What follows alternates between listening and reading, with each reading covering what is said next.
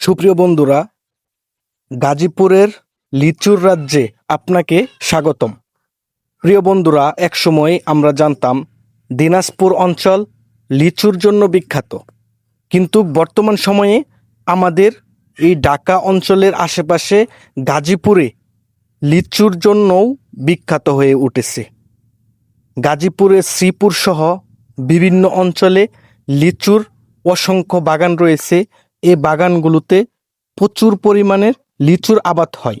মিষ্টি, লাল ও রসালো লিচুর দিক দিয়ে গাজীপুরের লিচু এখন সবার উপরে, কারণ গাজীপুরের লিচু সবার আগেই লেগে যায় এবং স্বাদের দিক দিয়েও অতুলনীয়। তাছাড়াও মিষ্টতা ও রসালো ভরপুর। গাজীপুরের লিচু এখন বাংলাদেশের বিভিন্ন অঞ্চলে চলে যায়।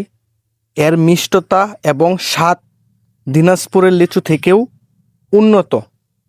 সুপ্রিয় বন্ধুরা, এই সিজনে আপনারা গাজীপুরের লিচু বেশি বেশি করে খেতে পারেন।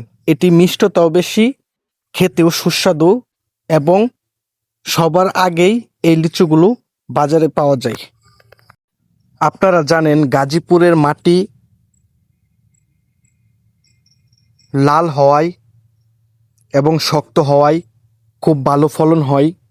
কোনো মেডিসিন বা কীটনাশক দেওয়ার প্রয়োজন হয় না, কোনো সার ওষুধ দেওয়ার প্রয়োজন হয় না। তাই যারা ফরমালিন মুক্ত লিচু খেতে চান তারা এই গাজীপুরের লিচু খেতে পারেন। গাজীপুরের লিচু খুবই মিষ্ট এবং রসালো। সুপ্রিয় বন্ধুরা, ভিডিওটি যারা দেখেছেন সকলকে ধন্যবাদ। আসসালামু আলাইকুম।